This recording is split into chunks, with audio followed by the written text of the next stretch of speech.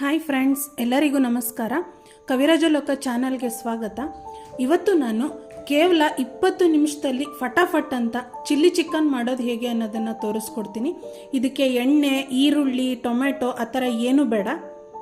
ಬರೀ ಕೇವಲ ಮಸಾಲೆ ಪುಡಿಗಳಿಂದ ಚಿಲ್ಲಿ ಚಿಕನ್ ಮಾಡೋದು ಹೇಗೆ ಅನ್ನೋದನ್ನು ತೋರಿಸ್ಕೊಡ್ತೀನಿ.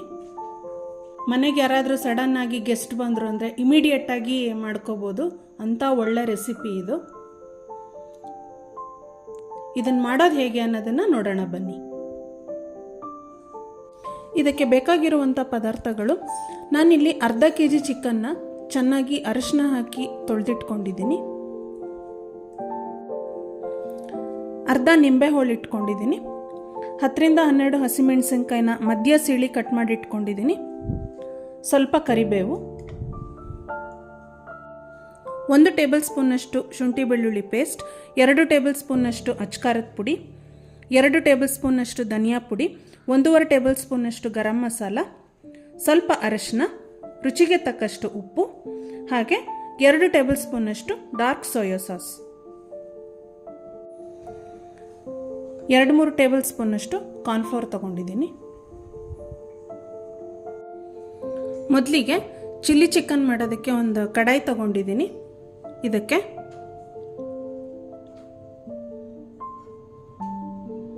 ಅಚ್ಕಾರದ ಪುಡಿ,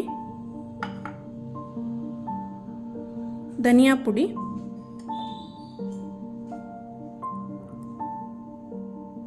ಗರಂ ಮಸಾಲ, ಅರಿಶಿನ,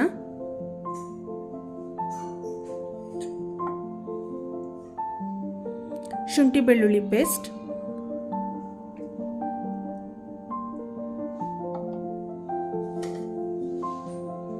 ಕರಿಬೇವು,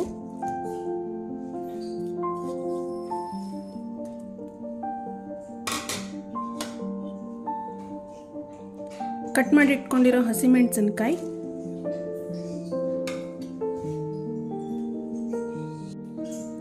ಸ್ವಲ್ಪ ನೀರು ಹಾಕಿ ಸ್ಟವ್ ಆನ್ ಮಾಡಿಕೊಂಡು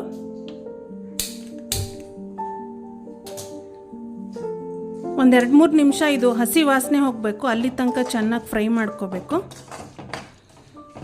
ಇದಕ್ಕೆ ಈರುಳ್ಳಿ, ಎಣ್ಣೆ ಆ ಥರ ಏನೂ ಬೇಡ. ಇದೊಂಥರ ಬ್ಯಾಚುಲರ್ಸ್ ರೆಸಿಪಿ ಅಂತಲೇ ಹೇಳ್ಬೋದು.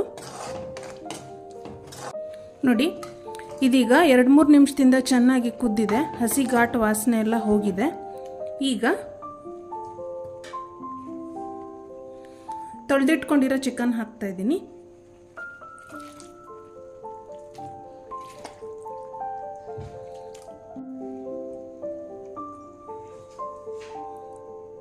ಸ್ವಲ್ಪ ರುಚಿಗೆ ತಕ್ಕಷ್ಟು ಉಪ್ಪು ಹಾಕ್ಕೊಂಡು ಒಂದ್ಸರಿ ಮಿಕ್ಸ್ ಮಾಡ್ಕೊಳ್ಳಿ. ಈ ಮಸಾಲೆಯಲ್ಲೇ ಈ ಚಿಕನ್ ಬೇಯಬೇಕು. ನಿಮ್ಗೇನಾದ್ರು ಇನ್ನೊಂದು ಸ್ವಲ್ಪ ನೀರು ಬೇಕು ಅನಿಸಿದ್ರೆ ಸ್ವಲ್ಪ ನೀರು ಹಾಕ್ಕೋಬೋದು.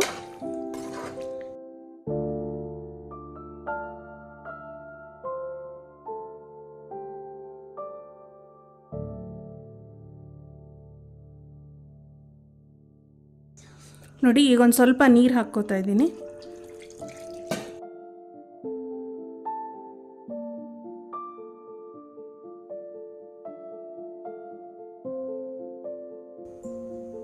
ಈಗ ಒಂದು 10 ನಿಮಿಷ ಬೇಯಿಸ್ತಾ ಇದ್ದೀನಿ.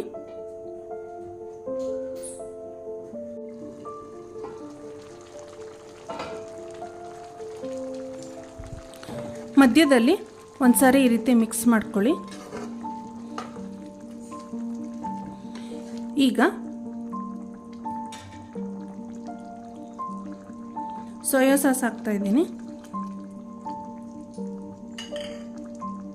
ನಂತರ ಅರ್ಧ ಹೋಳು ನಿಂಬೆ ರಸ ಹಾಕ್ಕೋತಾ ಇದ್ದೀನಿ. ನೀವು ಉಪ್ಪು, ಹುಳಿ, ಖಾರ ಈ ಟೈಮಲ್ಲಿ ರುಚಿ ನೋಡಿ ಹಾಕ್ಕೋಬೋದು.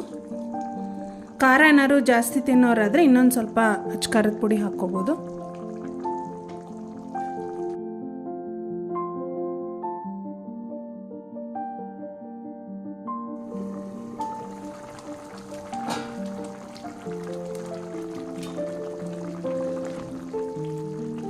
ನೋಡಿ, ಚಿಕನ್ ಎಲ್ಲ ಬೆಂದಿದೆ.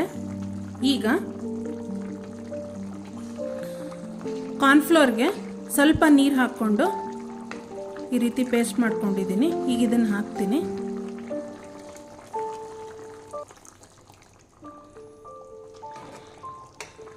ಎಲ್ಲ ಆದಮೇಲೆ ಒಂದು ಸಾರಿ ಈ ರೀತಿ ಮಿಕ್ಸ್ ಮಾಡ್ಕೊಳ್ಳಿ. ಗ್ರೇವಿ ಸ್ವಲ್ಪ ಗಟ್ಟಿಯಾಗುತ್ತೆ. ಇದು ದೋಸೆಗೆ, ಚಪಾತಿಗೆ, ಪೂರಿಗೆ, ಇಡ್ಲಿಗೆ, ಅನ್ನಕ್ಕೆ ತುಂಬ ಒಳ್ಳೆ ಕಾಂಬಿನೇಷನ್. ನೋಡಿ ಎಷ್ಟು ಗಟ್ಟಿಯಾಗೋಯ್ತು, ಗಟ್ಟಿ ಗೊಜ್ಜಾಗಿದೆ ಇವಾಗ.